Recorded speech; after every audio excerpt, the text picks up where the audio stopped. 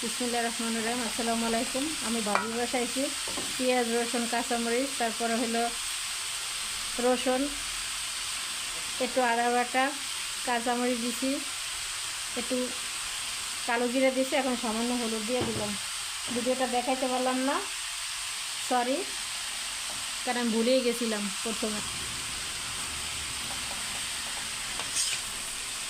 এখানে সিম আছে, তারপরে লাউয়ের খোসা আছে, আলু আছে, সব ধরনের সবজি অল্প অল্প করে আছে। সব কিছু মিলে আমি একটা ভাজি বানাবো।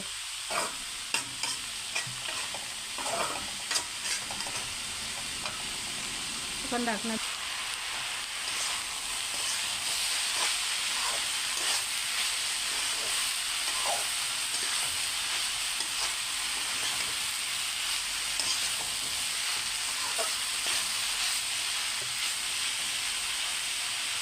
একটু ধনিয়া পাতা দিয়ে দেবো, একটু ধনিয়া পাতা দিয়ে দেবো।